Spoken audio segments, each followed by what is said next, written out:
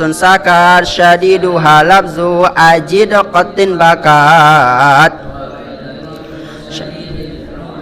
wa sab'u ulwin khussadaqtin qid khasar wa sadudadun ta'un mutbaqah wa firmil lubbil huruful mazlaqah safiruha sadun wa zayun sinu qalqalatun qudbu jadin walinu wawun wa ya'un sakana wan fataha qablahuma wal inhirafu suhiha fil lami warrawa bi takririn ju'il walitafashishinu dadan nastatil wal akhdhu bit tajwidi hadmun lazimu man lam yujawwidil qur'ana asimu li annahu bihil ilahu anzala wa hakaza minhu ilaina wasala wa huwa aidan hilyatut tilawati wa zinatul adai wal qiraati wa huwa itaul hurufi haqqaha min sifatin laha wa mustahaqqaha wa radu kulli wahidin li aslihi wa labzu fi nazirihi kamislihi mukammalan min ghairi matakallub bil lutfi fin nutqi bila ta'assufi wa laysa bainahu wa bifakihi min ahrufi wa haziran tafhil wa hamza alhamdu a'udhu ihdina Allahu summa lama lillahi lana wal yatalattaf wa 'ala Allahi walad wal mima min makhmasatin wa min marad wa babarqin batilin bihim bizi wahris ala syiddati wal jahril lazi fiha wa fil jimi ka hubbis sabri rabwatin nistahas wa hajjil fajri wa bayinan muqalqalan insakana wa iyakuna fil waqfi kana abyana wa hashassa hatul haqq wasin mustaqimin yasqu wa raqiqir ra'a iza ma kusirat kazaka ba'dal kasri haitsu sakanat illam takun min qabli harfi isti'la aw kanatil kasratu laysat asla wal khulfu fi firrin wa akhfi takriran iza tushaddadu wa fakhimil lama min ismillahi an fathin aw dhammin ka abdullahi wa harfal ista'la khussisal lidbaqa aqwa nahwu qala wal 'asa wa bayyinil idbaqa min ahatu ma' basata wal khulfu binakhluqum waqa' wa haris 'ala sukuni fi ja'alna an'amta wal maghdubi ma'dalalna khafanish asa wa ra'i syiddatan bi kafin wa bita kasyrikikum wa tatawaffa fitnata wa awwala mislin wa jinsin ansakan adgim kakul rabbi wa balla wa bani. Naam, agak ini ya tulisannya ya. Kita mulai bab tentang matan Al-Jazari rahimahullahu ta'ala wa nafa'ana bihi wa ulumihi fid dharaini amin. Kita mulai dengan biografi beliau ya. Kita sebelum membaca apapun dalam kitab, buku atau apa, supaya berkah kita mengetahui biografi seseorang itu. Kita membaca buku apapun itu ya, kita harus mengetahui siapa yang mengarang buku itu. Jangan sampai yang mengarang buku adalah si Mukidi misalnya. Kita udah baca ternyata yang ngarang Mukidi. Siapa itu Mukidi? Yang tidak tahu Mukidi itu siapa. Akhirnya yang dia baca tulisan orang sesat, akhirnya pemahaman dia juga sesat ya. Kita harus mengetahui kita membaca siapa. Misalnya kita membaca kitab Al-Bukhari, siapa itu Imam Bukhari? Kredibilitas nggak beliau dalam Islam? Siapa guru-gurunya? Nah gitu. Kita dalam belajar apapun ya.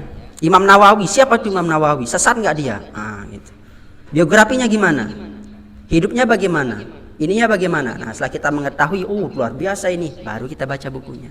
Nah, sekarang kita ke Imam Al-Jazari. Siapa itu Imam Al-Jazari? Coba kita baca ya. Dibaca Dayat coba. Nama lengkap. Lah. Coba mulai dari Fathahillah.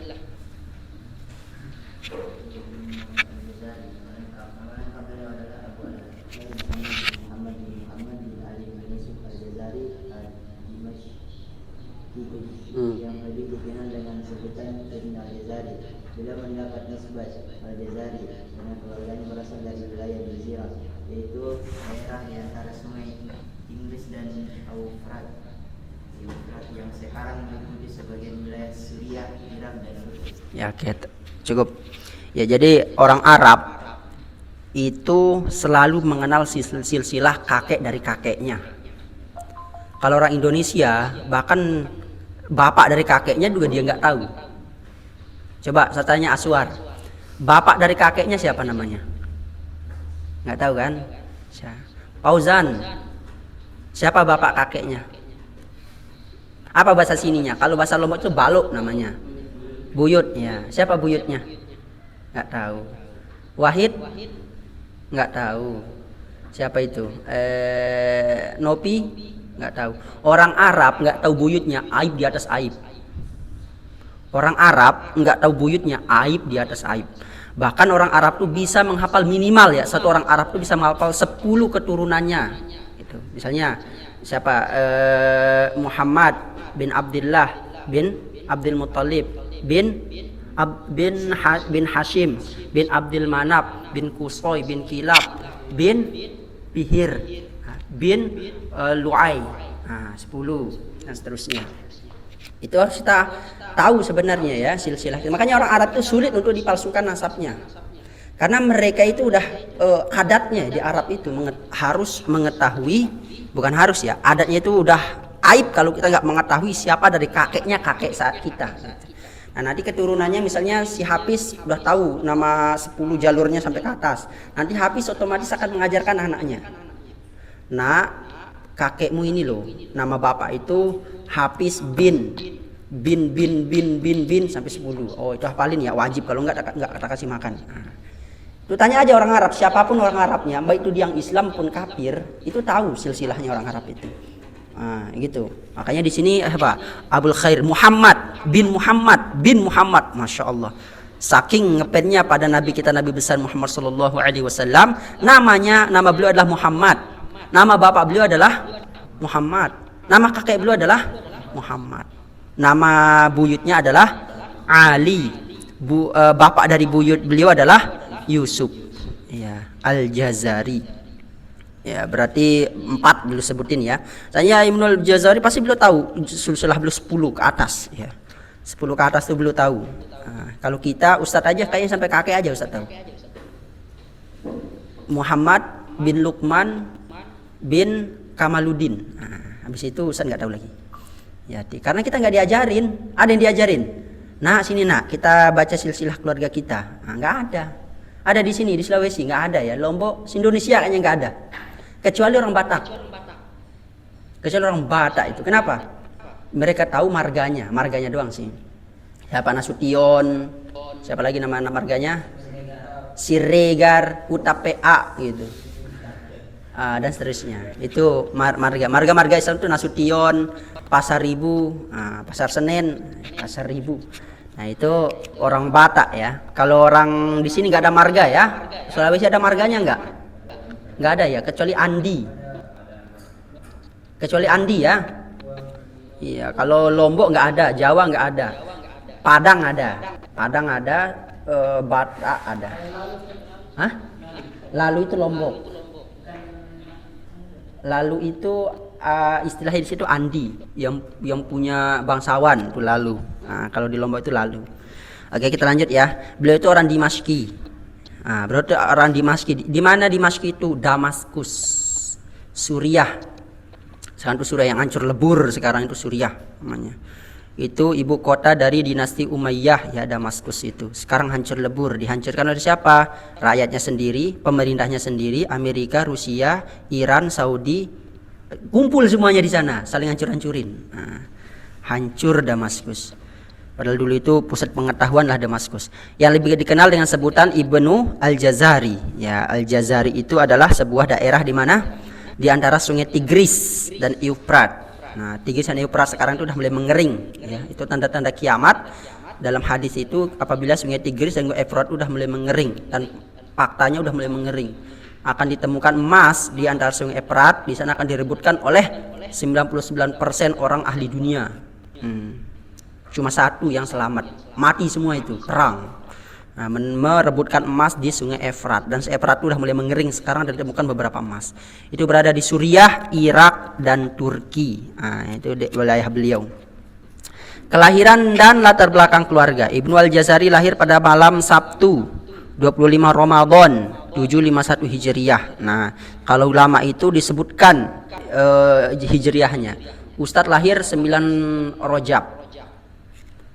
Ada yang tahu lahir ininya? Coba saya tanya. Dayat, dan lahirnya kapan? Hijriah. Wahid? Tanggal berapa? Ramadan. Namanya Ramadan. Hafiz? Loh, ini pada hafal tahun Kristen aja nih. Ihsan? Nggak tahu. Siapa? Fahri? Iya. Ustadz 9 Rajab, hari Sabtu. Sabtu 9 Rajab. Kenapa Ustadz tahu? Ustadz acak sendiri. Lacak. Ustadz lahirnya segini, Ustadz lacak. Buat Google, tanggal segini itu kalau dibuat jadi Hijriah, tanggal berapa? Itu 9 Rajab. Ulang tahun Ustadz 9 Rajab. Kemudian bertepatan dengan 30 November. Nah, 30 November ini dikarang aja. Maksud dikarang itu bukan dari beliau ya. Tapi kalau dicocokkan itu 30 November 1350 Masehi. Berarti udah berapa tahun ini? Udah 700 tahun yang lalu. Nah, beliau di Damaskus, Suriah. Ayah beliau seorang pedagang yang soleh dan dikenal dengan ketakwaannya. Sempat mengalami ujian sulit karena belum dikaruniai anak hingga usia lanjut. Nah, ini banyak Ustadz temukan sekarang orang-orang yang belum punya anak. Bahkan kakak Ustadz belum punya anak sampai sekarang, ada satu. Bahkan kakak Ustadz paling atas cuma 1 anaknya. Sepupu Ustadz nggak punya anak. Padahal dari bapak-bapak kita itu Ustadz berapa saudara? 8 bersaudara. Tapi saudara-saudara Ustadz pada dikit-dikit anaknya. Bukan karena KB atau apa, belum rizki. Itu beliau juga gitu. Ayah beliau ya sampai usia lanjut nggak dapat anak. Ya. Tapi beliau berdoa bertahun-tahun, Rabbi habli minas solihin, Rabbi habli minas solihin. Doa Nabi Zakaria gimana? Doa Nabi Zakaria, Rabbi di surah itu Al-Anbiya. Wa dhannuna idz dhahaba mughadiban fa dhanna an lan naqdiru alaihi fanada fi dhulumati alla ilaha illa anta subhanaka inni kuntu minaz zalimin fastajabna lahu wa wahabna lahu Yahya. Yang itu loh sebelumnya. Ya, wahabna lahu Yahya wa aslahna lahu zaujah innahum kanu yusari'una fil khairat. Jadi Nabi Zakaria enggak dikaruniai anak. Setelah nanti beliau udah 2 dikasih anak. Ya. Seperti itu. Setelah bertahun-tahun memanjatkan doa, akhirnya Allah mengabulkan doanya. Ya. Wa anta khairul warisin. Ya, lahirlah Ibnu Al-Jazari. Siapa di sini anak semata wayang? Biasanya anak semata wayang tuh disayang sesayang-sayangnya. Kalau anaknya banyak alias saudara antum banyak, biasanya antum itu enggak terlalu banyak kasih sayang ya. Biasanya yang paling banyak kasih sayang itu mereka yang ya anaknya cuma 1-2. Keluarga beliau sangat mendukung pendidikan dan keilmuan. Lingkungan keagamaan yang baik itu memberikan fondasi spiritual yang kokoh bagi Ibnu Al-Jazari sejak kecil. Pendidikan. Hafal Quran umur 13 tahun. Sejak kecil Ibnu Al-Jazari memiliki cita luar biasa dalam Al-Quran. Pada usia 13 tahun beliau telah menyelesaikan hafalan Al-Quran. 13 tahun udah hafal Quran. Ya, Ustadz hafal Quran umur 20. Umur 20, tapi mulainya dari umur 18. Mulai 18, umur 20 baru selesai. Ya. Mungkin Ibnu Al-Jazari mungkin dari sejak kecil udah langsung hafal Quran. Jadi barometer kita bisa mengetahui EQ seseorang. Kalau zaman sekarang kan cara ngetes EQ buat tes ini, buat tes itu, buat tos ini, tos tas testus. Kalau orang Islam sebenarnya cara mengetahui EQ seseorang itu suruh dia ngapal Quran. Ngapal Quran, kalau cepat dia ngapal Quran berarti EQ-nya tinggi. Ya, seperti itu. Kalau lambat hafal Qur'annya banyak dosanya. Nah, enggak sih. Kalau itu kelebihannya mungkin berbeda. Itu cara kita mengetahui ya, cara kita mengetahui EQ seorang. Karena Ustaz melihat ya, santri-santri yang cepat ngapalnya itu biasanya itu cepat juga yang lain ya. Segala aspek dia cepat ya. Itu untuk ini. Tapi yang enggak hafal-hafal ya jangan frustasi. Berarti EQ saya enggak, itu mungkin kelebihannya ada ditanam oleh Allah di tempat yang lain. Tempat lainnya itu bagian yang lain. Ya, salah satu cara kita mengetahui pendidikan kita adalah dengan menghafal Quran. Makanya tradisi ulama terdahulu, ya, tradisi ulama terdahulu itu sebelum mereka belajar apapun di muka bumi ini, yang pertama kali disentuhkan oleh orang tuanya apa? Al-Quran. Makanya kita nggak kaget, Imam Syafi'i umur 7 tahun udah hafal Quran. Imam Syafi'i. Siapa lagi yang terkenal yang umur 10 tahun? Ulama-ulama terdahulu 15 tahun itu udah rata-rata hafal Quran. Kenapa? Dari kecil tuh pertama kali disentuh itu Quran. Kalau kita pertama kali disentuh apa? Upin Ipin. Setelah Upin Ipin, Dora, Emon. Ya. Apakah engkau melihat gunung? Di manakah gunung itu? Padahal depan matanya itu. Aku butuh peta. Nah, itu aja yang kita ketahui kan waktu kecil. SpongeBob kan tulisannya SpongeBob ya. Apalagi ya itu Shinchan ya. Gitu. Tapi jangan khawatir, seandainya imam-imam besar hidup zaman kita, ya mungkin sama aja gitu ya. Pertama ujian kita lebih berat. Kita akui aja, ujian umat Islam zaman sekarang lebih berat dibanding zamannya Imam Ibnul Jazari. Kenapa kita bisa mengetahui seperti itu? Ya coba aja. Seandainya zaman dulu ada TikTok, gimana nanti? Ya, setelah itu beliau memulai mempelajari ilmu tajwid dan qiraat di bawah bimbingan para ulama terkemuka. Guru-guru beliau, panjang lah ya guru beliau. Pertama Syihabuddin Abu Bakar bin Ahmad Asy-Syairafi. Ya. Kemudian beliau Syamsuddin Abu Ma'ali Ibnu Al-Labad dan seterusnya ya. Kemudian Ibnul Jazari menempuh perjalanan ilmiah ke berbagai tempat. Nah, beliau kan orang Damaskus, pergi ke Kairo, Mesir. Perjalanannya berkilo-kilo itu. Zaman dahulu antum jangan bayangkan dengan zaman sekarang. Dari Makassar ke sini 12 jam doang. 12 ya? 10 jam doang. Dia aja pakai travel. Beliau Ibnul Jazari dari Damaskus ke Kairo pakai unta. Gimana itu pakai unta? Pasti berbulan-bulan tuh berjalan. Budak ke Kairo. Ke Hijaz, ke Mekah Madinah. Itu makanya Ustaz ngeliat geleng-geleng lihat ulama terdahulu gimana cara berjalannya pakai unta. Ke Kairo, ke Hijaz, ke Baghdad, ke Irak, ke Shiraz. Paling jauh itu perjalanan dulu pasti ke Shiraz namanya. Shiraz. Ada yang kenal kota Shiraz? Kota sastra. Makanya kita mengenal yang membuat film ayat-ayat cinta itu siapa namanya? Habibur Rahman Asy-Syirazi. Asy-Syirazi. Ya, semoga Allah mengaruniai Ustaz anak ya. Nanti Ustaz kalau punya anak Ustaz buatkan nama ada Syirazinya. Asy-Syirazi. Nah, pertama Muhammad, sudah punya aja ininya. Nah, Muhammad Hawari Asy-Syirazi. Ustaz ngepen banget karena kota Shiraz. Itu di Iran tempatnya. Shiraz itu di Iran. Tapi dulu itu Shiraz tempat banyak ilmu. Kota ilmu itu Shiraz. Asy-Syirazi. Ya. Muhammad itu ya jelas Nabi kita. Al-Hawari. Nah, Hawari itulah pengikut setianya Yesus. Nabi Isa, Hawariyun. Pada Asy-Syirazi tempat menuntut ilmu. Ustaz udah punya nama itu. Mudah-mudahan lahir dengan selamat. Amin amin ya rabbal alamin. Ya, Asy-Syirazi. Pas banget ini kok ada nama Shiraz ya. Untuk memperdalam ilmunya ya. Ke Kairo mencari mazhab Syafi'i. Ke Hijaz, Baghdad dan seterusnya ya. Kontribusi keilmuan Ibnu Jazari dikenal sebagai ulama terkemuka dalam bidang qiraat, tajwid dan ilmu-ilmu Quran secara umum ya. Beberapa yang beliau karang adalah Matan Al-Jazari, sebuah nazom puisi ilmiah. Ulama-ulama terdahulu itu banyak membuat puisi-puisi tentang ilmu. Nazom itu ya puisi ilmiah. Kalau puisi ilmiahnya ilmu nahwu apa namanya? Alfiyah. Alfiyah. Apa gimana bunyinya? Qala Muhammadu huwa ibnu Maliki Ahmadu Rabbillah khaira maliki. Itu dibuat oleh Ibnu Malik Al-Andalusi, Spanyol. Nah, berarti yang membuat Alfiyah itu orang Real Madrid, Barcelona. Itu yang buat Ibah Alfiyah. Kalau syair ilmu fikih yang terkenal namanya Ibnu Ruslan, Matan Zubat.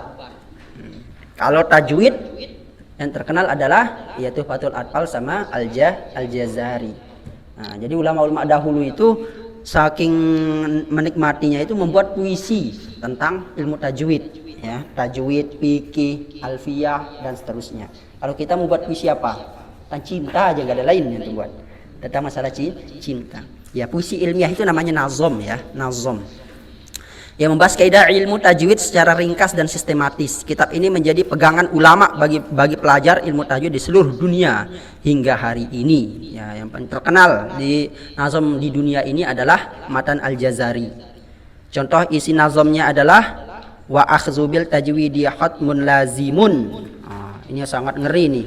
Man lam yujawwidi al-Qur'ana athimu. Ya. Menerapkan tajwid adalah kewajiban orang yang pasti. Siapa yang tidak mentajwidkan Al-Quran, ia berdosa. Berdosa kita kalau kita nggak memakai tajwid dalam membaca Al-Quran. Kemudian An-Nasr, nama kita beliau An-Nasr dan seterusnya, ya. 4 itu nanti kita baca sendiri.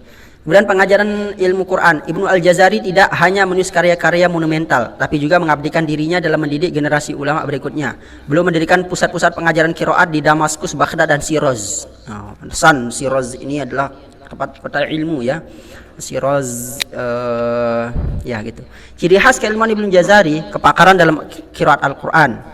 Beliau dikenal sebagai salah satu ulama terbesar dalam ilmu qiraat 10. Qiraat 10 menjadikan pembahasan qiraat lebih terstruktur dan sistematis. Ya, makanya Ustaz bingung kalau masalah fikih banyak yang memperdebatkan masalah mazhab. Jangan mengikuti mazhab Syafi'i, jangan mengikuti mazhab ini, mazhab ini, mazhab ini. Kenapa masalah qiraat itu mereka nggak ada yang berdebat? Nggak pernah Ustaz dengar ada yang berdebat masalah mazhab qiraat. Nggak ada yang bilang nggak usah ngikuti qiraatnya Hafiz, ikuti aja langsung qiraat Rasul. Diketawain lah sama semua orang. Ada orang nggak pernah Ustaz mendengar mengatakan nggak usah mengikuti qiraat Hafiz, kita langsung mengikuti qiraat Rasul dan sahabat.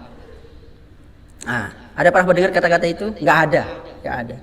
Tapi kenapa kalau masalah fikih nggak usah mengikuti Imam Syafi'i, yang kita ikuti adalah Rasul dan juga sahabat. Kan nggak adil, jadi sekalian aja Rasul nanti bingung nanti mereka kalau gitu. Nanti kalau mengikuti Ka'ab bin Malik nanti pakai qiraat yang lain. Kalau mengikuti Ibnu Mas'ud qiraatnya berbeda lagi. Kalau kita di Indonesia, di seluruh dunia yang paling masyhur itu qiraat kita apa? Hafiz. Berarti dalam ilmu qiraat kita bermazhab Imam Hafiz. Ya, qiraat kita ya Imam Hafiz. Ulaika, itu mat wajib mutasil 6 harokat. Nanti Imam Qolun ulaika. Loh, kok sesat ini? Kok bacanya ulaika? Mad badal 6 harokat juga. Qul amanu lah. Kok ini begini caranya? Salah foto. Gitu. Kita menggunakan qiraat Hafiz. Ya.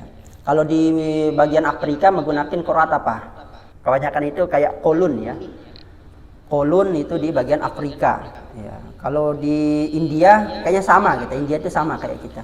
Tapi India itu cara ngajinya ini agak gimana lah gitu. India seperti itu. Kalau ya kita mengikuti qiraat ya di bagian Hijaz mayoritas Hafiz, ya. Di dunia ini Hafiz, mayoritas Hafiz.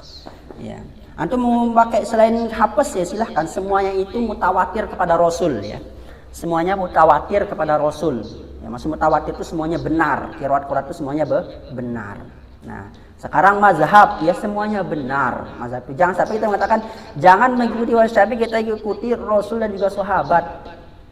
Ya kan nggak adil banget, sekalian aja nggak usah ngikuti qiraat Hafiz, ikuti aja langsung qiraat Rasul dan juga para sahabat. Maksudnya itu Imam Hafiz itu mengumpulkan yang sahih-sahih dari sahabat dan juga Rasul dibuat, namanya qiraat Hafiz. Imam Syafi'i membuat cara beribadah itu sahabat dan Rasul dirangkum, jadilah mazhab Syafi'i. Begitu cara kita memahaminya. Komprehensif dalam ilmu tajwid Imam Al-Jazari. Karya beliau seperti Matan Al-Jazari dan At-Tamhid dan seterusnya. Wafat, beliau wafat di mana? Di Syros. Wis. Saking ngepennya kota Syros, kalau ada rezeki ya. Nanti kita kalau bisa jual Bitcoin kita pergi ke Syros ya, Syros. Ustaz sudah searching Syros itu kota ini indah banget ya, di Iran tepatnya. Dulu di sana Syros itu Ahlus Sunnah wal Jamaah di sana. Sekarang Syiah semua isinya. Ya, di kota Syros. Sama kayak Baghdad. Baghdad dulu apa? Kota apa? Kota Sunni. Baghdad sekarang mah apa? Syiah isinya Baghdad itu. Kalau antum jadi di Baghdad itu orang Syiah aja isinya. Di Irak. Di Suriah mau direbut sama Syiah, tapi alhamdulillah berhasil direbut lagi oleh orang Sunni. Itu. Jadi antum jangan bilang di sini kota Syiah, kenapa antum ngepen sama kota Syiah? Enggak, saya ngepen kota Sirot yang dulu. Kota Sirot yang dulu, sama kayak Andalusia. Kalau antum saya ngepen sama Andalusia, ngepen sama orang Katolik dong. Antum cari Andalusia sekarang itu negara Katolik. Real Madrid, Barcelona itu ya Andalusia itu. Kota umat Islam direbut oleh siapa? Pangeran Ferdinand sama Ratu Elizabeth. Ya, Ratu Elizabeth, mereka menikah berdua. Nah ininya mas kawinnya apa? Ratu Elizabeth. Oke, kau menikah dengan saya dengan satu syaratnya apa? Engkau taklukkan Andalusia.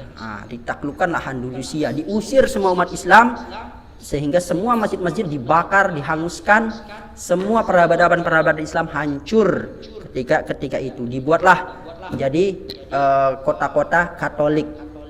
Cordoba, Real Sociedad, Real Betis, apalagi Valencia, apalagi namanya itu kota-kotanya di Andalusia itu direbut sama orang-orang Kristen. Bayangin aja kalau Andalusia masih ada sampai sekarang, mungkin nanti Real Madrid mereka nyetak golnya dengan sujud. Iya.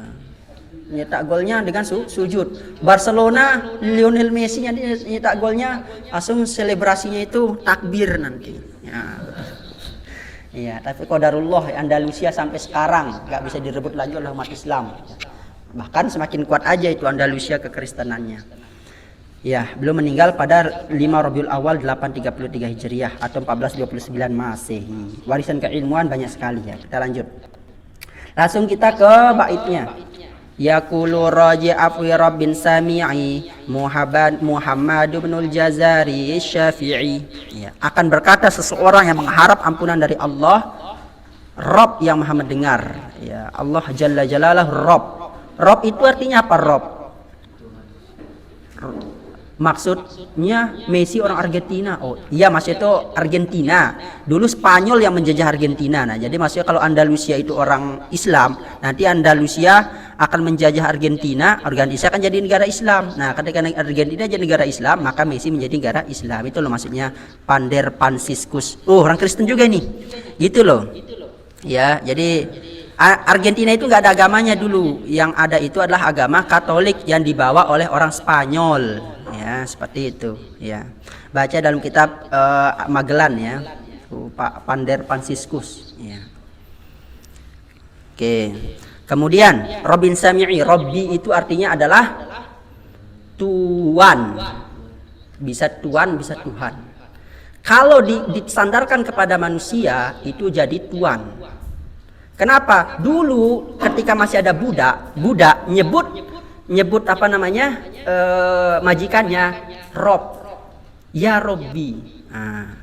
Wa qalal maliku inni ara sab'a baqaratin thimani ya'kuluhunna sab'un ijafun wa sab'a sumbulatin khudrin wa ukhra yabisat ya ayyuhal mala'u aftuni. Qalu, pokoknya di atasnya itu Robbi ya. Rabbizkurni inda rabbik. Ya, Rabbizkurni wa qala lilladzi dhanna annahu najim minhuma uzkurni inda rabbik. Nah, Rabbi di sana itu artinya Tuhan. Tuannya ya. Tuan dari Yusuf ketika itu adalah Robbinya. Itulah Tuhan kalau kita kalau kita hubungkan ke sana itu Tuhan. Rob juga artinya yang mengatur ya. Tapi setelah umat Rasul diutus, Rob itu tidak bisa disandarkan kecuali kepada Allah ya.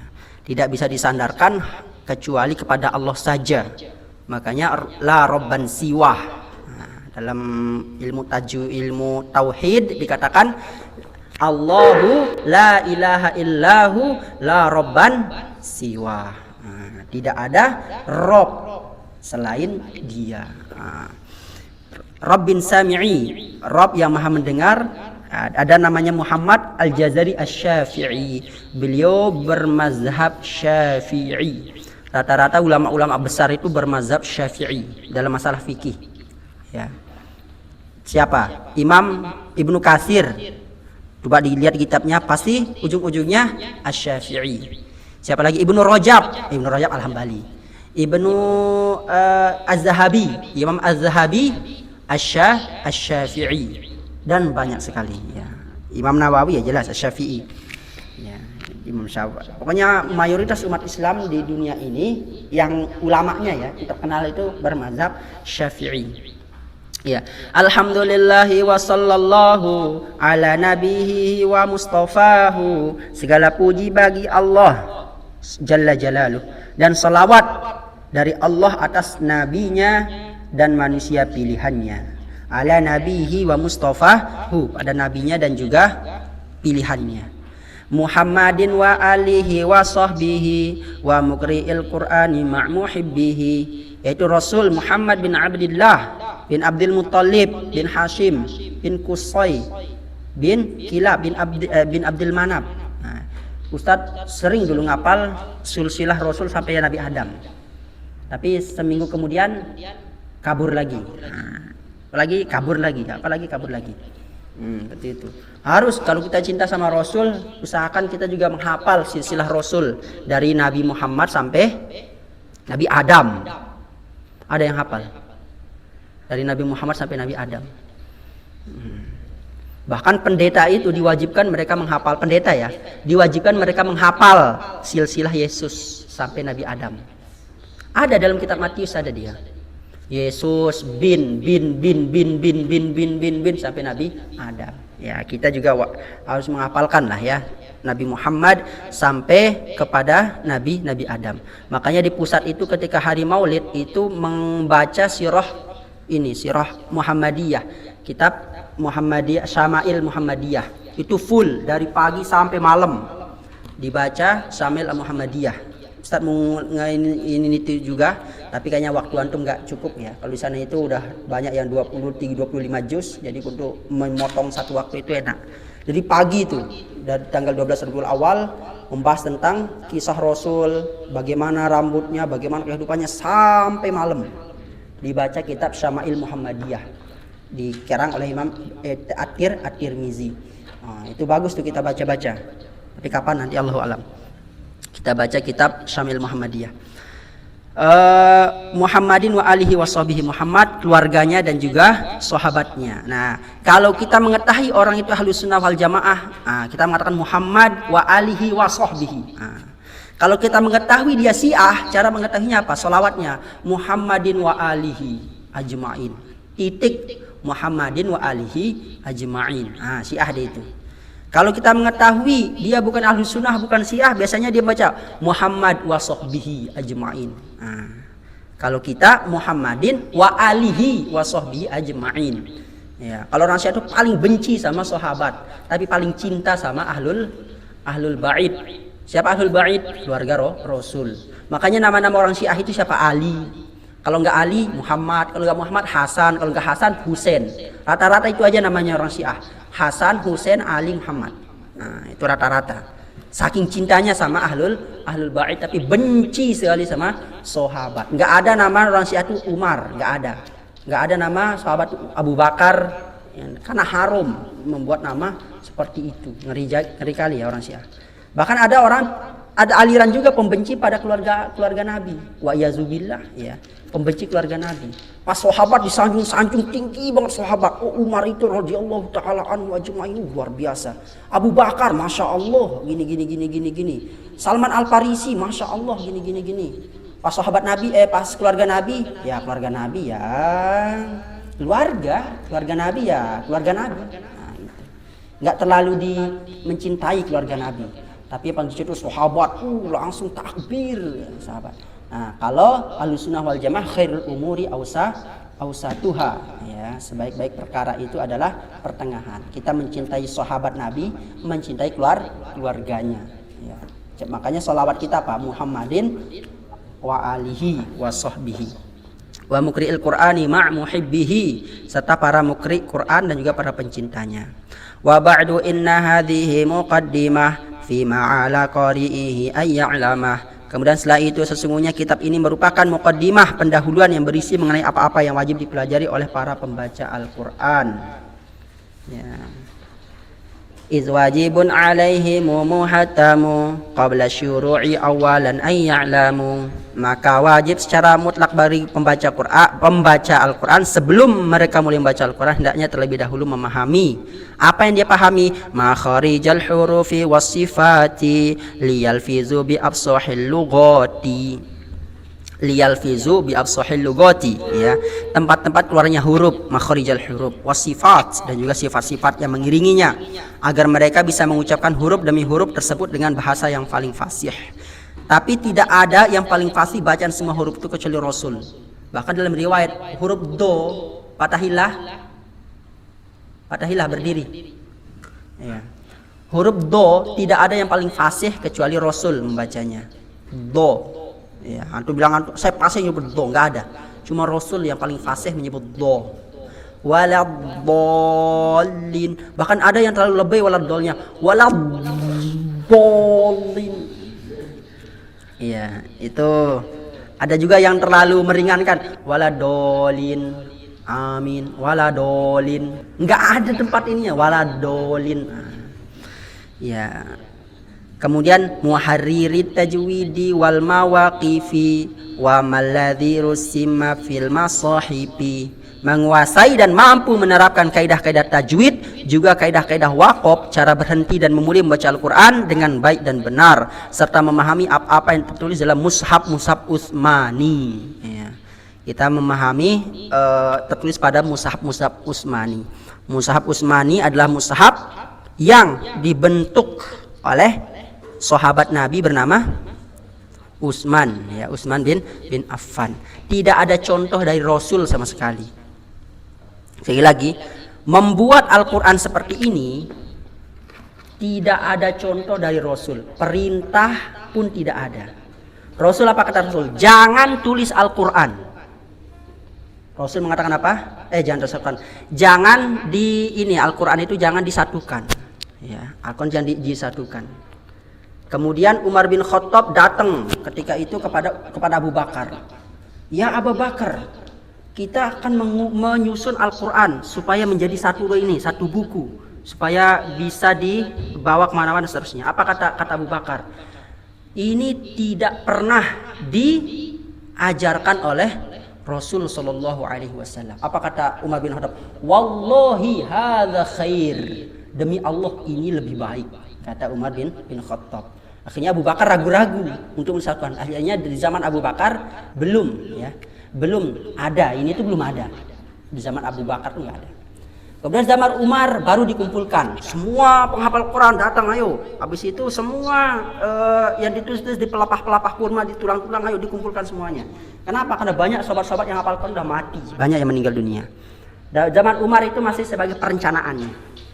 Zaman Utsman lah tercantum Al-Quran itu dibentuk 30 juz di zaman Utsman bin Affan. Akan tapi bentuknya tidak ada titiknya, tidak ada harokatnya, apalagi harokatnya, titiknya nggak ada. Ada yang bisa baca Quran nggak ada titiknya? Ayo, jangankan yang inilah, ya, antum baca kitab kuning aja yang udah ada titiknya belum tentu antum bisa baca. Ya, nggak ada titiknya. Qaf dengan fa itu nggak ada bedanya. Ayo, gimana cara bacanya itu? Qaf dengan fa nggak ada bedanya. Apalagi yang ini, ta dengan ba, nun, nggak ada bedanya. Sa, sya, nggak ada bedanya. Po, zo, ain, goin, nggak ada bedanya. Ayo, gimana cara untuk membaca Quran? Nah, itu zaman sahabat nggak ada itu. Ada ini nggak? Ada spidol, Ustaz? Kok spidol nggak ada ini? Itu tidak ada sama sekali. Ya. Terus siapa yang menyusun itu semua? Ayo. Yang menyusun ini berarti zaman Rasul dan sahabat ini tidak ada nih. Ya ala ini nggak ada ini. Yang ada titiknya pun nggak ada. Nah, gimana cara membaca? Kalau sahabat membaca ya fasih lah, ya. Sahabat paling fasih di muka bumi gitu. Sedangkan kita di Indonesia kayaknya sepinter-pinter antum lah ya. Antum baca ini kalau antum bisa, Ustaz kasih hadiah. Ya. Tapi jangan hadiah lah, nanti antum bisa baca, lihat hadiahnya. Misalnya nih.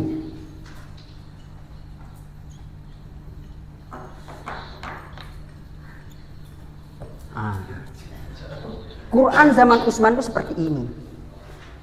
Ayo, Anda bisa baca. Kan gitu. Yaumul. Pakai iya. Yaumul riru. Riro. Ini bukan Quran ya. Maksud itu seperti ini bentuknya gitu. Di zaman Utsman. Pertama zaman Rasul tidak ada. Kitab langsung Al-Quran itu tidak ada.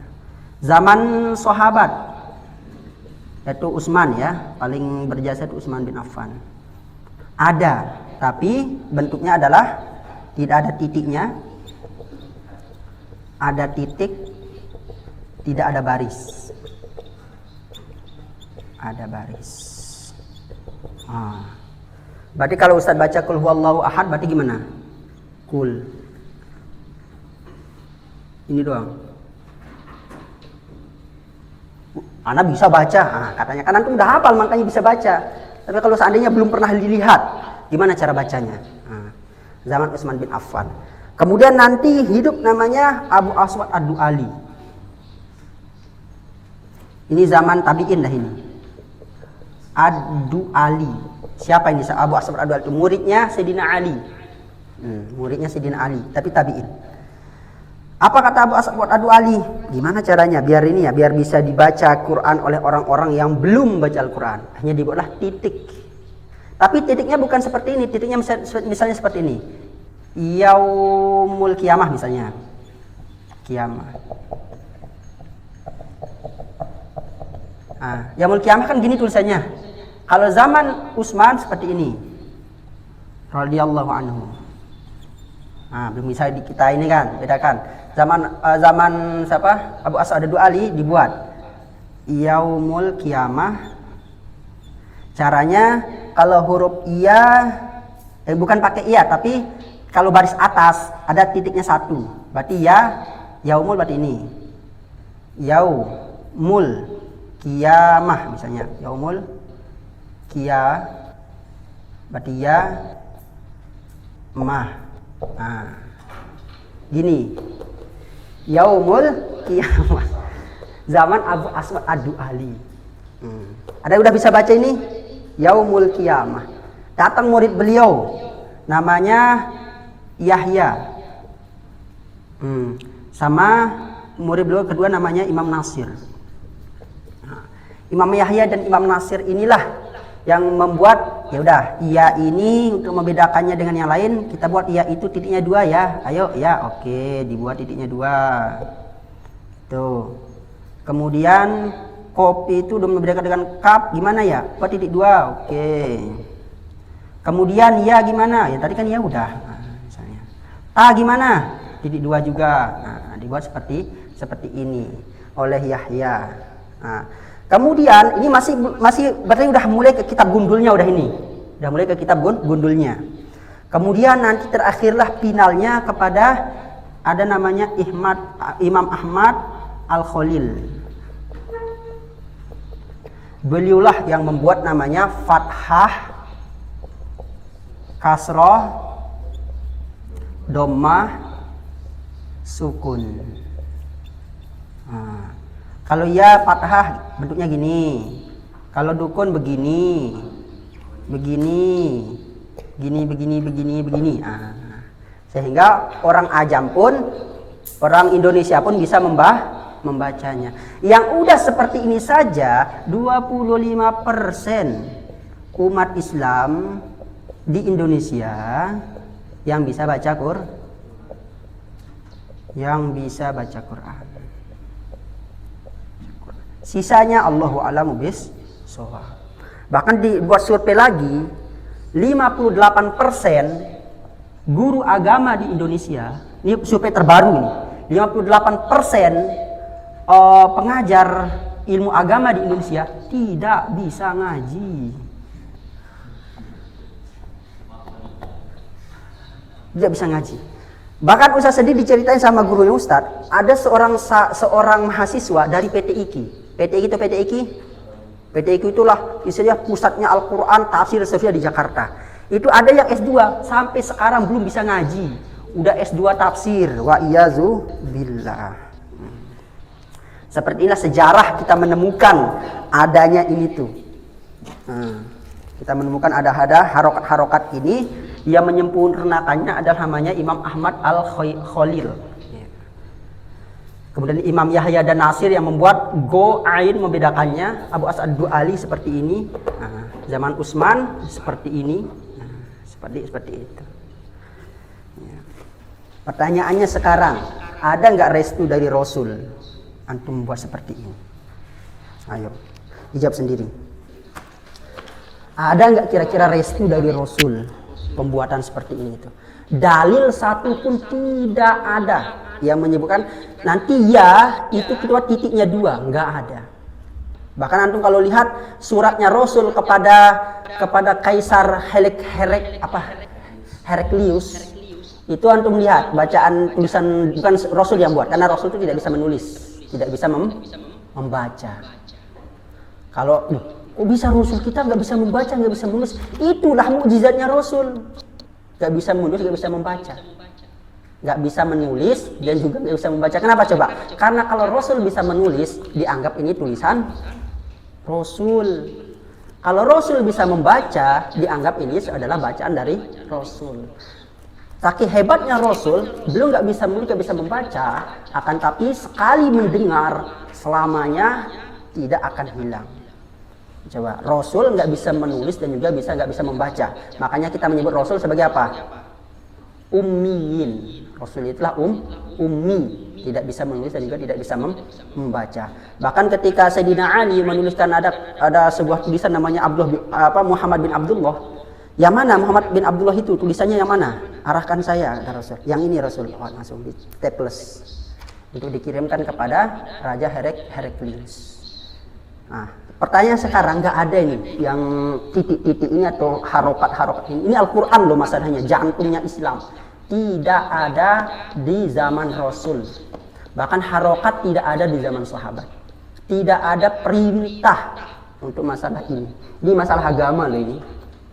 Masalah seperti ini. Yang menyempurnakannya adalah Imam Khalil. Ada lagi nanti karya lagi. Siapa yang berkarya? Imam itu. Siapa yang nulis Quran itu? Apa namanya Quran itu? Hufaz. Ada lagi warnanya. Ada 3. Ya.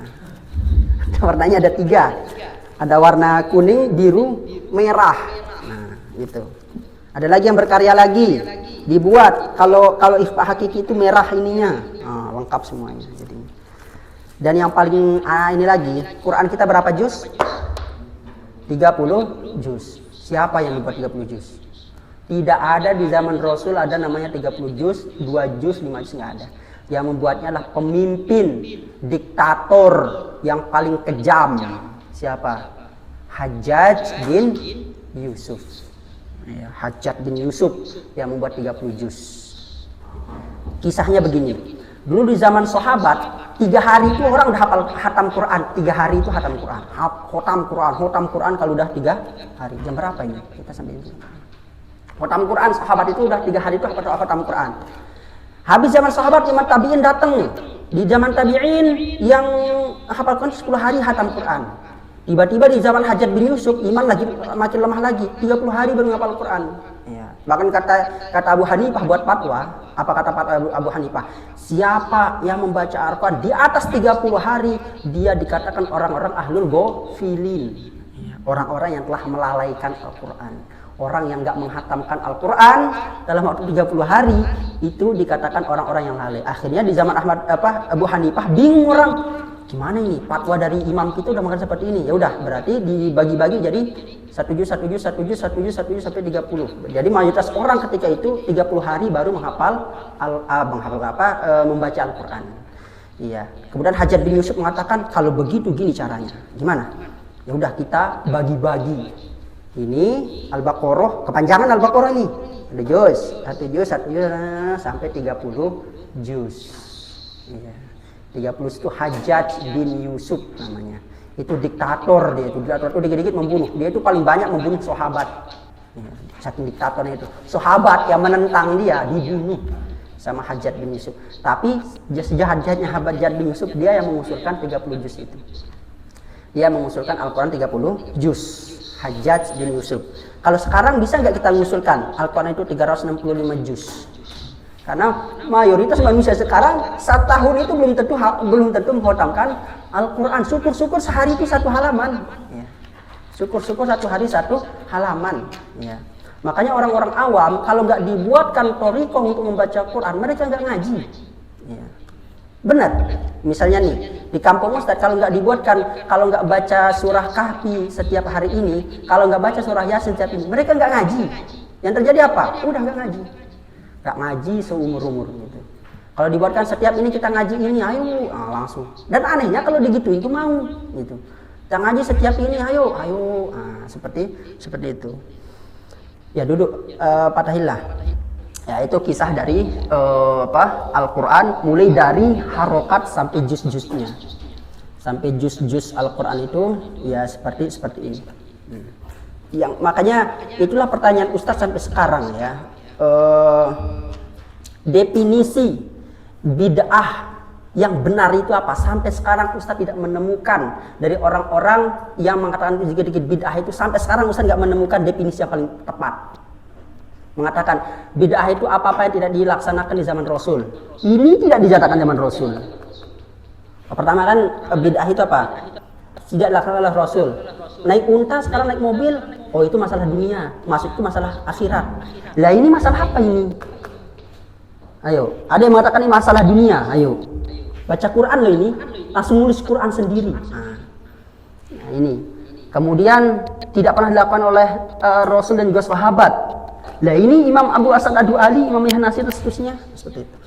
Akhirnya rancau. Kenapa rancau? Karena tidak menemukan definisi yang tepat. Ustadz menanya kepada 5 ustadz yang dikit-dikit membid'ahkan, 5-5-nya itu beda definisinya. 5-5-nya itu beda definisinya. Coba Ustadz ini saya tanya, Ustadz bid'ah itu apa? Oh bid'ah itu tidak pernah dilakukan oleh Rasul dan juga sahabat. Ustadz ini oh tidak pernah dilakukan oleh Rasul, sahabat dan juga para tabi'in. Yang ini apa itu maksudnya bid'ah? Oh bid'ah itu yang tidak ada landasannya dengan Al-Quran dan Sunnah. Yang ini oh bid'ah itulah ini. Hanya bingung kita apa yang aslinya itu bid'ah itu. Kenapa? Takutnya ketika kita memahami bid'ah itu, kita nggak tahu bid'ah itu, hanya kita memahami segala aspek itu dikit-dikit menyalahkan. Karena kita tidak tahu definisi aslinya itu apa. Definisi asli bid'ah itu apa aslinya? Definisinya. Kok kesana pembahasannya ya? Ya masalah mushaf kan maksudnya.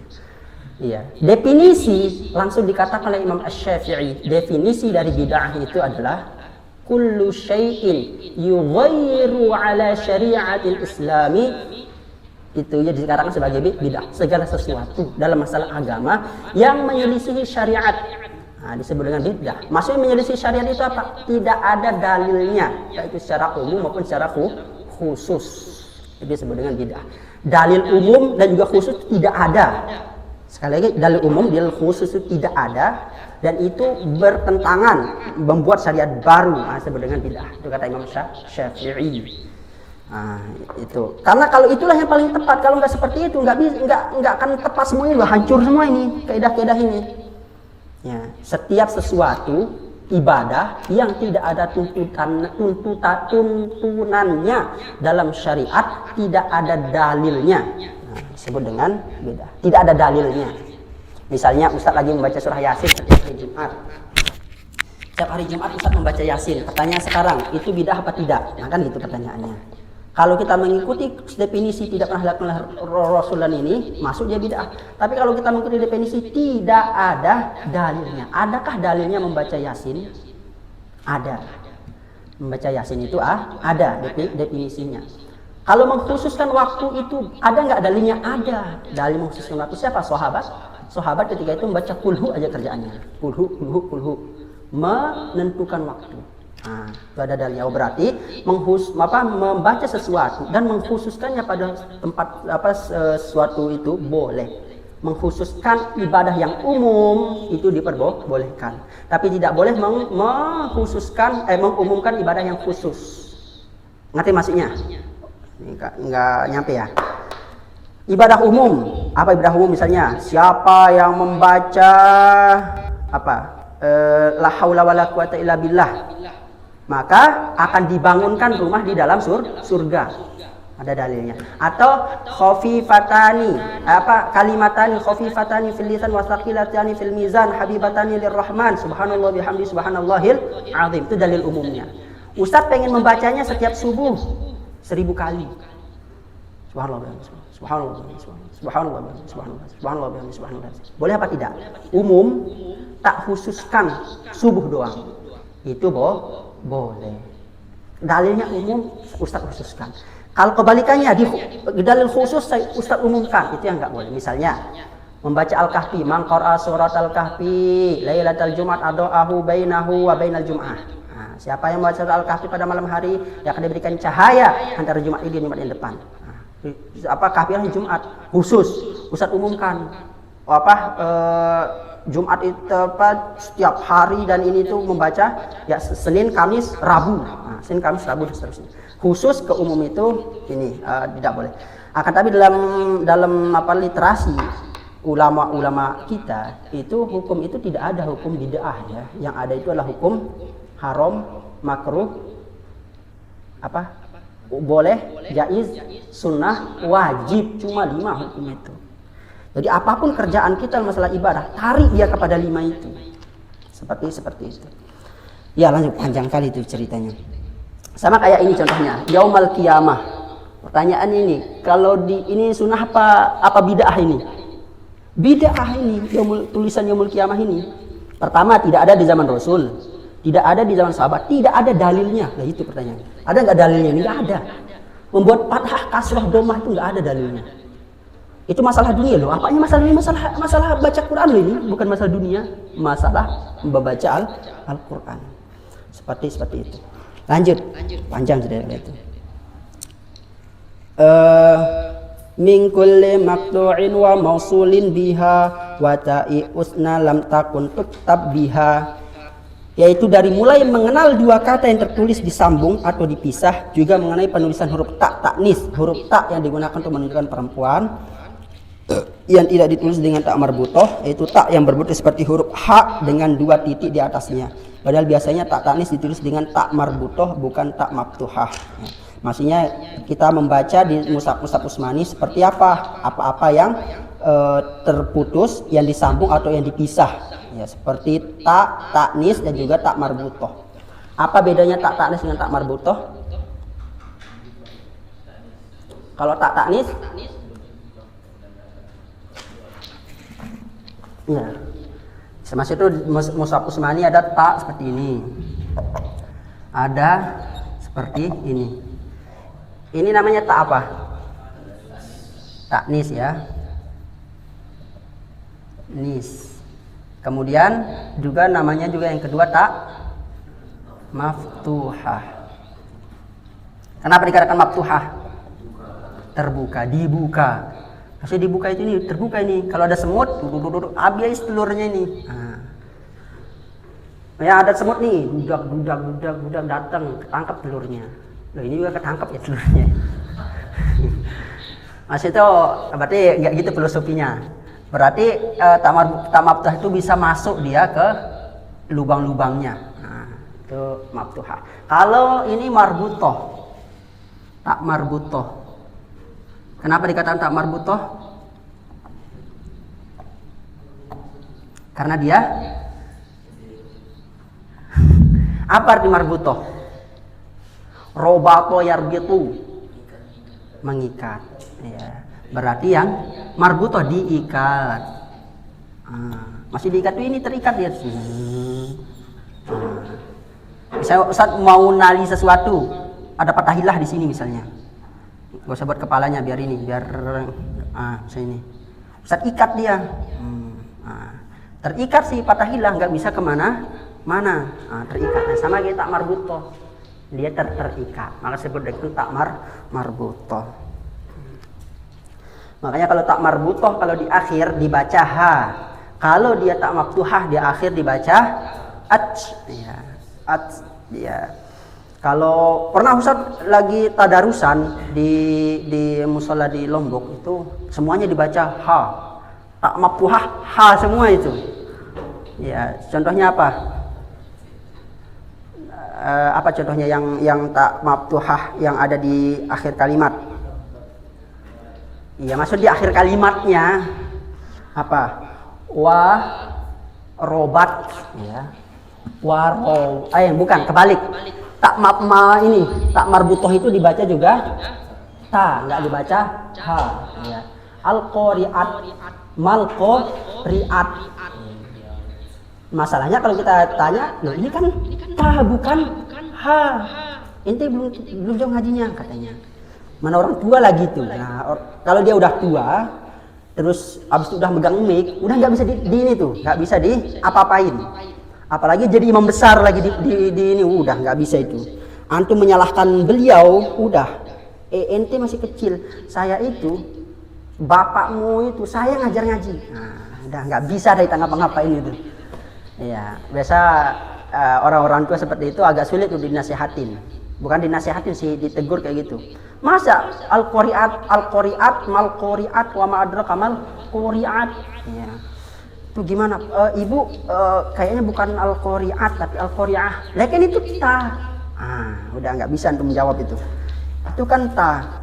Tapi kan dalam ilmu tajwidnya nggak seperti itu. Loh, itu kan di pelajaran ente, di pelajaran saya nggak kayak gitu. Ya, mampus dah kita langsung. Apalagi antum cuma literlek orangnya, nggak dibangun dalam hal-hal dalam berargumen. Ada orang yang membangun sesuatu, belajar ilmu itu tidak langsung berargumen. Masih berargumen, apa yang ditek itu yang dipakai. Nah, jadi kelemahan orang seperti itu ketika membantah orang itu agak sulit. Ya, tapi kalau antum belajar sesuatu lewat konteks itu kenapa dia begini, kenapa dia begitu, nah itu lebih enak. Sehingga kita membantah orang itu gampang. Oh, itu namanya tak marbutoh, itu karena begini. Maftuhah itu karena begini. Nah, seperti itu. Kemudian makharijul hurufi 17. Makharijul huruf itu ada 17. Oh, banyak kali Tad. Ya, mau 16, mau berapa pengennya? Pengennya sih 10 aja Tad. Kenapa? Karena tadi malam Barcelona membantai Real Madrid 3-2. Dapat piala raja, Copa del Rey. Bahkan teman-teman ustadz yang Real Madridista itu tidak ada yang posting satupun postingan di WA. Biasanya dia dikit-dikit posting Halang Madrid. Ya. Bahkan ada yang bilang ada ulang tahun hari ini. Menangnya Real Madrid atas Real Betis. Tadi malam kalah lawan Barcelona 3-2. Kebante Real Madrid, yang nguasain bola siapa? Barcelona semua. La haula wala quwata illa billah. Ustadz nggak nonton karena nggak tahu juga pertandingannya. Tiba-tiba tadi pagi ribut aja di ini. Loh, teman-teman Barca pada buat status. Langsung ala Barca semuanya. Buat lope warna merah plus biru. Merah sama biru kan lope-nya kalau Barca, langsung buat lope merah biru. Nah, Barca selalu di hati. Nah, yang Madrid ini udah wassalam. Ya, seperti itu. Tinggal 5 menit lagi. Kemudian ada 17 ya, banyaknya makharijul huruf. 'Alal ladzi yakhtaruhu man ikhtabar. Tempat untuk 29 huruf. Jadi huruf hijaiyah itu ada berapa? Ya, ini sarahnya ya, Ustaz Ari yang mensyarah langsung. Ada 29 hurufnya, huruf hijaiyah. Makanya kita tanya, berapakah huruf hijaiyah? Ada 29. Bisa kita hitung ya, bisa panjang ceritanya nanti. 29. Berdasarkan pendapat yang terpilih. Tapi ada yang mengatakan 28. Ada yang mengatakan 28, tapi yang masyhur itu adalah 29. Loh, mana jawaban dari Pak Pander Pansiskus ini? Oh, Messi itu Argentina, jangan maksa dong. Ya, nggak disimak berarti sebelumnya. Ini merupakan pendapat terpilih oleh Imam Ibnul Jazari. Ya, 29. Lil jaufi alifun wa ukhtaha wa hiya hurufu maddin lil hawa'i tantahi. Nah, maka pada rongga, ingat rongga, jaub itu artinya apa? Rongga. Makanya kalau kita puasa tidak boleh ada yang masuk ke rongga. Bukan tidak ada yang masuk ke perut, tapi tidak ada yang masuk ke rongga. Nah, berarti kalau saya Ustadz netes mata, batal nggak puasa Ustadz? Kenapa? Karena mata itu ada salurannya ke rongga. Mata itu rongga dia. Telinga, giniin telinga, nah gitu. Makanya definisi puasa itu menahan diri dari makan, minum atau memasukkan benda apapun ke rongga. Nah, kalau Ustadz nyuntik nih, paras disuntik, ininya disuntik. Nah, batal nggak puasanya kira-kira paras? Tidak. Kenapa? Karena bukan rongga. Tapi kalau di sini diimpus langsung si paras. Mana paras ini? Oh ya, maujud. Di apa namanya, diimpus si paras. Nah, batal nggak puasanya? Batal, karena di sini itu ada rongga. Di situ ada rongga. Apa itu rongga pengertiannya? Seandainya kalau ditiup udara, dia itu bisa mengalir udara di sana. Itu namanya rongga. Nah, di situ rongga di sini. Di ada jalannya darah. Di sini tuh. Untuk pegang bahasa biologi itu pena. Apa bahasa sininya? Urat ya. Nah, urat antum ini adalah urat malu ya, di mana gitu. Nah, ini di sini kalau itu antum masukkan sesuatu, batal langsung puasa antum. Antum BAB, habis itu BAB. Ada orang yang BAB, habis itu dia udah keluar sini tuh. Ular itu keluar. Dorong lagi dia. Ah. Ketika itu batal puasa antum. Kenapa? Antum memasukkan sesuatu, meskipun sesuatu itu udah keluar dari tempat antum. Antum muntah, gitu. Habis itu, masih enak nih katanya, nasi goreng.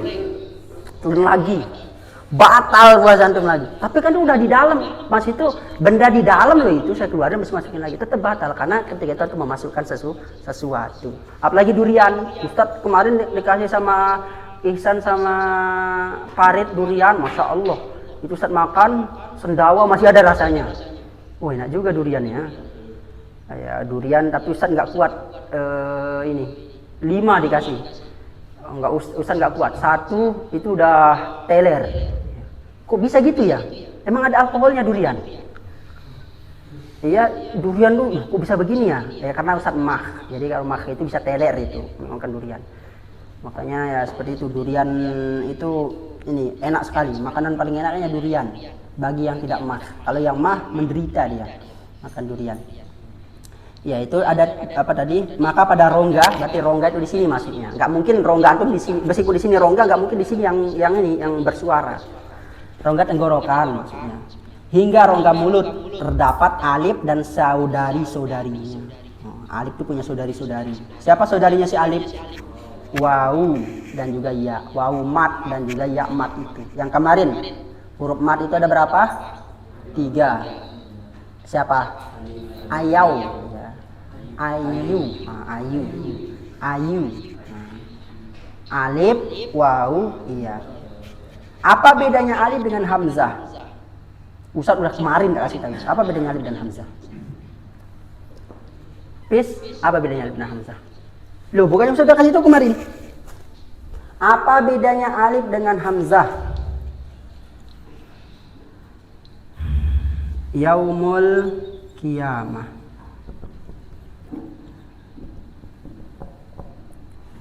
Nah, ada alifnya nggak di sini? Mana? Ini. Kalau ini? Ini namanya alif. Kali lagi, harus diingat-ingat lagi. Ini namanya hamzah. Kali lagi. Aan dartahum.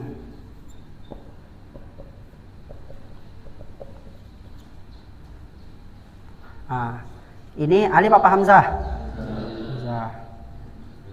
Kalau ini hamzah. Ketipu lagi dia. Ya, anzartahu. Berarti apa bedanya alif dan hamzah? Sama. Bedanya alif itu tidak ada embel-embelnya di sini, di sini. Itu namanya alif. Kosongan dia langsung, itu namanya alif. Kalau ini ada embel-embelnya kan, yaumul ada embel-embelnya, huruf sukun. Ini ada embel-embelnya, hamzah, fathah juga fathah. Berarti itu. Berarti a i u. A i u ini adalah namanya hamzah, jangan alif. Alif itu gimana bacanya? Enggak ada bacaannya alif. Gimana itu baca alif? Dia itu bisa dibaca karena itu mat itu tanda dia itu adalah apa? Panjang. Contohnya nih ilah. Nah, ada alifnya nggak di sini ilah? Mana? Mana alifnya? Ini alif nih. Alif sembunyi. Lagi namanya alif sembunyi. Ini namanya alif maksurah. Alif maksurah itu bahasa orang kalau Ustaz di Lombok itu namanya alif bengkok. Ya. Alif bengkok. Ini alif ini. Kenapa alif? Dia memanjangkan ini ilah. Nah, bukannya iya Ustaz, iya itu ada telurnya. Nah, itu namanya ya. Kalau ini gak ada telurnya, berarti dia itu namanya alif. Harus perhatikan lagi tuh, alif dan hamzah apa bedanya. Besok Ustaz tanya lagi 2 tahun kemudian. Ya, atau 10 tahun kemudian tiba-tiba si Nopi kesini udah jadi gubernur kepanjangan, bupati dulu, bupati Makassar, enggak ada bupatinya Makassar, wali kota Makassar, kesini mau nyumbang misalnya, nyumbang kambing, kambing 2, setanya nanti Pak wali kota apa bedanya alif dan hamzah, apa ya? Kalau alif itu teman saya, kalau hamzah itu yang ngutang kemarin yang lari, ya itu bedanya ya. Kemudian yang berhenti dan berhentinya napas. Summal aqsal halqi hamzun ha'u wa min wasatihi fa'inun ha'u. Kemudian selanjutnya ya, pada tenggorokan yang paling jauh dari rongga mulut. Berarti di mana itu? Paling jauh loh tempatnya. Tempatnya pada pangkal pita suara laring keluar huruf hamzah dan juga ha. Di sini berarti. Ingat dia berada di tenggorokan yang paling jauh banget ya, dari rongga mulut. Ya, di sana ada huruf hamzah dan juga ha ya. Sebut dengan aqsal halqi ya. Ya, aqsal halqi yang paling jauh yaitu di sini hamzah ha. Hamzah makanya a. Nah, hamzah. Hamzah itu berarti yang ada ini itu, yang ada titik-titiknya itu apa, yang ada embel-embel itu hamzah. Ha. Jangan terlalu di dada tapi hanya ha. Iya.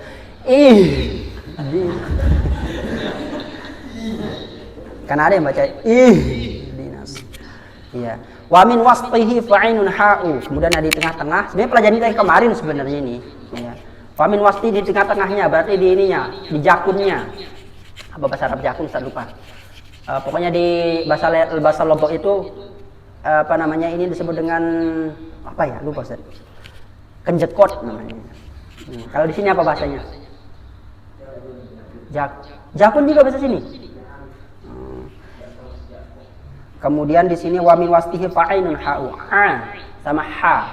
A sama ha. Ha. Jangan a-nya di sini. Gimana baca di sini? A.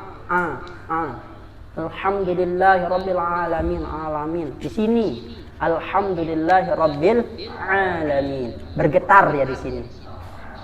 Kalau bergetar di sini gimana? Itu namanya si ainun kalau itu. Bergetar di sini namanya ainun. Kalau ain di sini. Sama ha ya. Ha di sini tuh ha.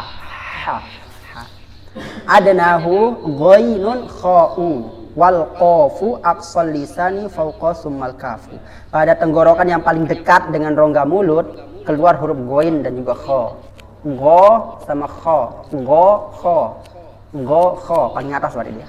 Tepatnya merupakan persentuhan antara bagian belakang lidah dengan ujung upula.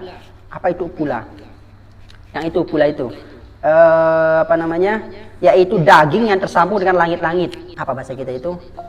Kalau antum menganga, ada di situ kayak balon. Itu namanya upula. Apa bahasa kita itu? Sininya apa bahasanya?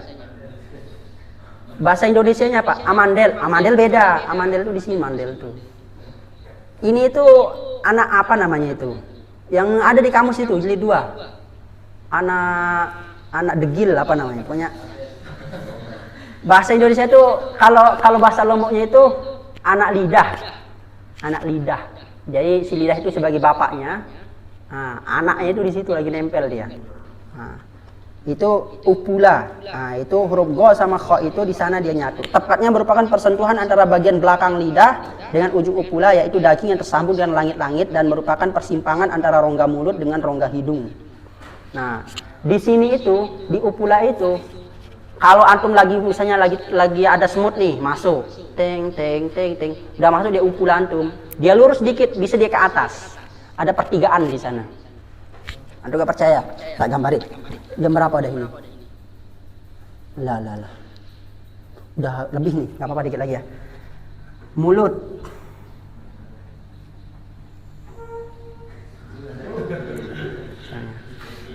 Nah, di sini si goin sama si kho.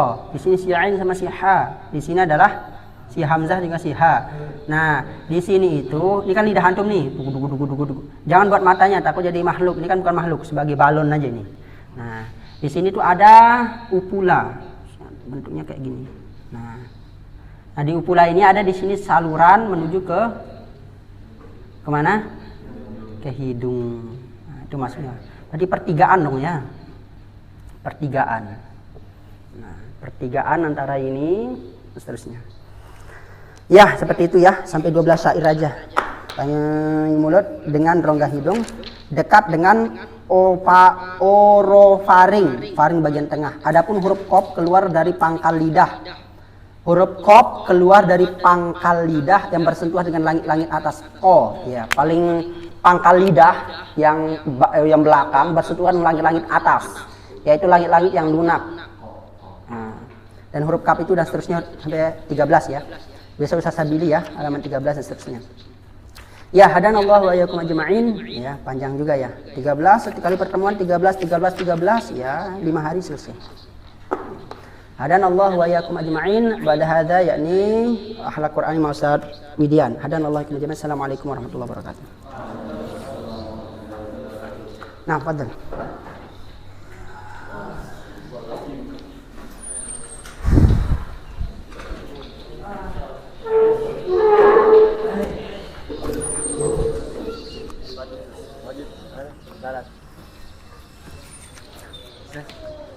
Oh iya.